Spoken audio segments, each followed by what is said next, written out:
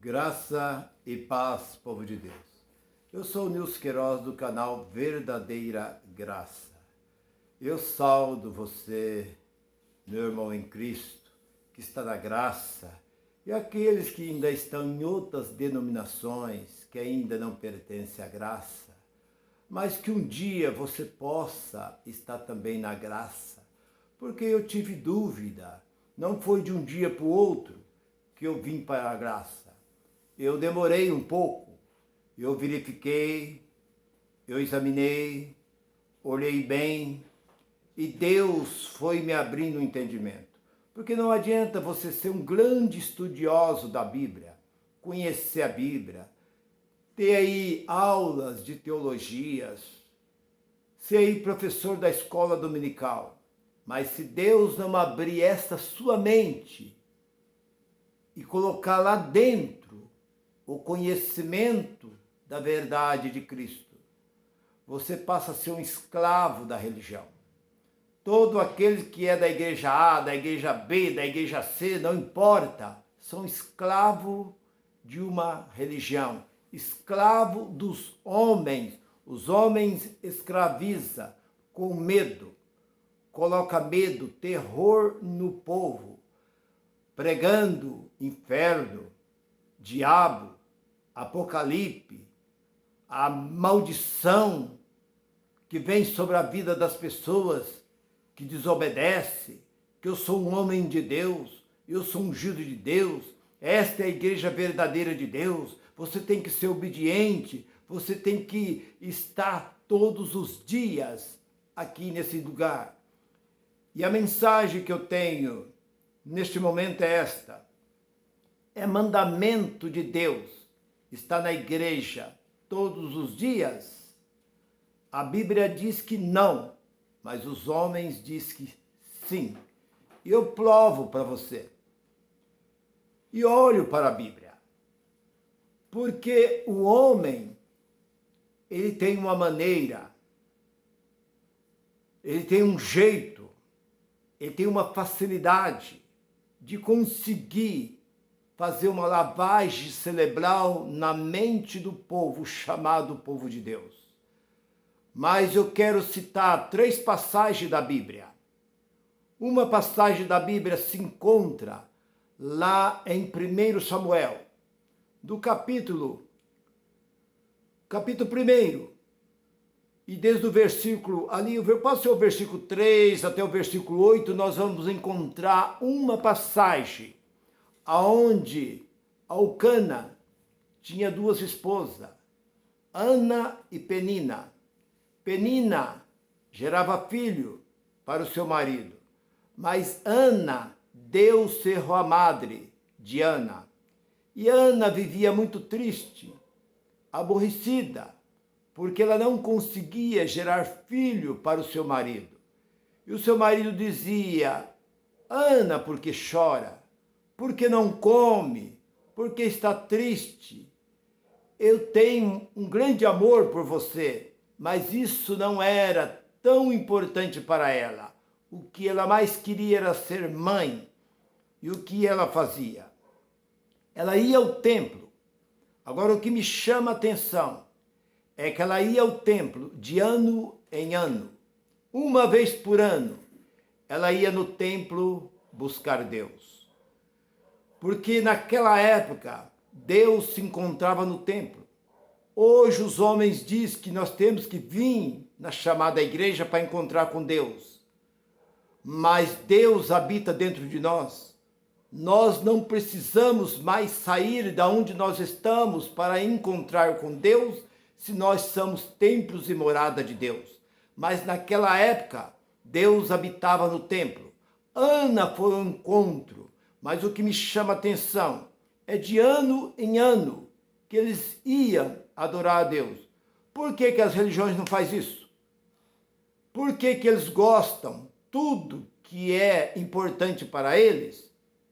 Eles dizem, está na Bíblia. Mas também está na Bíblia que uma vez por ano eles iam adorar a Deus. É no caos do dízimo. Não, mas o dízimo foi dado antes da lei. Abraão deu dízimo. lá no capítulo 14, e lá pelo versículo 18, Abraão deu o dízimo, mas Abraão também circuncidou. Por que eles não fazem isso? Eles só procuram aquilo que interessa a eles. Então nós vemos que Ana ia uma vez por ano com seu marido buscar Deus. E o próprio Jesus Cristo disse no capítulo 4, e ali no versículo 22, 23 do Evangelho de João, ele diz que os verdadeiros adoradores, ele não diz os adoradores, ele diz os verdadeiros, porque há duas classes de adoradores. Aqueles que adoram com o coração, com fé, com temor, e aqueles que está por estar, vai por ir, ora por orar.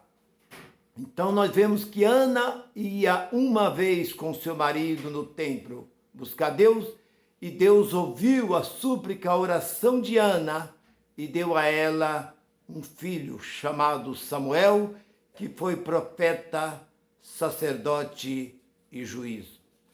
Nós podemos olhar por uma outra passagem, onde eu quero dizer que os homens dizem que nós temos que estar na igreja todos os dias, mas a Bíblia diz que não.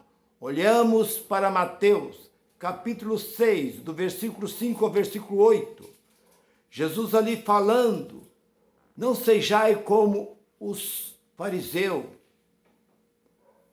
que gostam de orar em pé nas praças, nas sinagogas, nas ruas, para ser visto pelo povo. Em verdade vos digo que já recebeu o vosso galardão. Mas quando orar, versículo 6, entra no teu aposento, no teu quarto, fecha a tua porta e ora secretamente. Então, aonde eu quero frisar, Jesus diz quando, a palavra quando, não está determinando data. Nós vemos que Ana ia uma vez por ano. Jesus está dizendo quando se reunir, quando vier, quando for orar. Então não existe. Não, você tem que vir nos cultos de oração, você tem que participar de todos os cultos, você não pode, você tem que vir, porque Deus cobra, porque Deus quer assim. O próprio Jesus Cristo, sendo ele o próprio Deus, porque Jesus Cristo era o próprio Deus encarnado. Ele disse, quando orar. Então não há uma data. Você pode orar uma vez por quando você quiser. Pode orar todo dia, toda hora, toda semana, todo mês, todo ano, não importa. O importante é quando você orar. Você ora secretamente ao seu Pai Celestial. Terceira, o apóstolo São Paulo, o apóstolo do gentil, escrevendo a carta, ali no capítulo 1 de Coríntios, capítulo 14, ele, lendo ali no versículo 26, ele diz quando, pode ver que não tem data, ele não diz assim, vocês têm que reunir todos os dias, vocês têm que estar aqui todos os dias, sem cessar, todos os dias vocês têm que reunir. Ele diz, quando reunir. Uns têm salmos, uns têm cântico, um tem testemunho, outros têm palavra, né? Tudo isto é para a edificação do corpo de Cristo. Então nós podemos ver a diferença que uns tinham salmos, outros cânticos, corinhos, palavra, testemunho. Todos tinham oportunidade na casa de Deus. Nós vemos que hoje é como um teatro. O povo entra, senta e aparece se dizendo ser o líder e fala ao povo todo e o povo todo calado ouvindo. Mas se nós olhar para essa passagem, todos tinham direito de testemunhar, de falar, de cantar. Por quê? Porque nós somos todos iguais na presença de Deus. Não existe ninguém maior do que ninguém. Porque o próprio Jesus diz no capítulo 23 de Mateus, e versículo 11, o maior dentre vós seja o vosso servo. O pastor é o menor dentro da igreja. O pastor é aquele que tem que lavar banheiro. É o que tem que fazer o serviço doméstico dentro da igreja, tem que ser ele. Ele é o servo ali, ele está ali para servir, ele não está ali para mandar, biblicamente, mas ele se coloca como o superior, como o maior. Então nós olhamos para essa passagem do apóstolo São Paulo, que uns têm salmo, outros corinho, outros palavra, testemunho, né? Que tudo isto seja para a edificação do corpo de Cristo.